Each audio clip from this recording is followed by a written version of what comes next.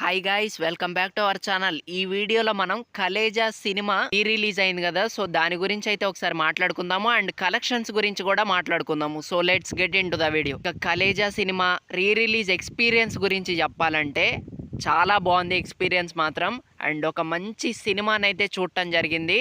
And collections విషయానికి వస్తే రికార్డుల మోత అయితే మోగిస్తుందనే చెప్పాలి ఈ సినిమా మాత్రం.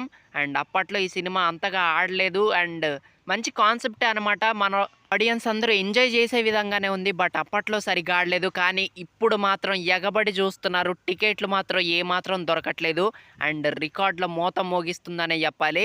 అండ్ నిన్న రిలీజ్ అయింది కదా ఈ సినిమా, అండ్ 6 కోట్ల వసూళ్ళను అయితే రాబట్టింది అనమాట. అండ్ టికెట్స్ అన్నీ సోల్డ్ అవుట్ అయిపోతున్నాయి. అండ్ ఇలాంటి రికార్డులు క్రియేట్ చేయాలంటే నిజంగా మహేష్ బాబు గారు ఒక ట్రెండ్ సెట్ అయితే చేశారనమాట. నిజంగా చాలా చాలా మంచి ఎక్స్పీరియన్స్. ఈ సినిమా ఖచ్చితంగా చూడండి, ఎందుకంటే మహేష్ బాబు గారు ప్రతి సినిమాలో డైలాగ్స్ చెప్తారు అండ్ డిఫరెంట్ రోల్స్ అయితే చేశారనమాట.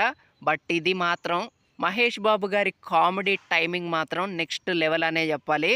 అండ్ సునీల్ గారి కామెడీ అయినా, అలీ గారి కామెడీ అయినా, అండ్ హీరోయిన్గా అనుష్క గారు కూడా చాలా బాగా చేశారు అండ్ మంచి రోల్ అయితే తీసుకున్నారనమాట అనుష్క గారు కూడా.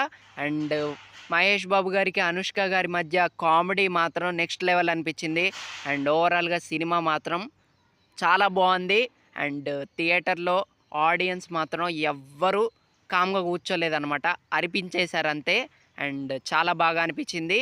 అండ్ ఇక సాంగ్స్ విషయానికి వస్తే ఓం నమ శివ జై జై జై సాంగ్ ఉంది కదా, సో ఆ సాంగ్కి మాత్రం అందరూ లెగిసి మరీ డ్యాన్స్ వేశారు.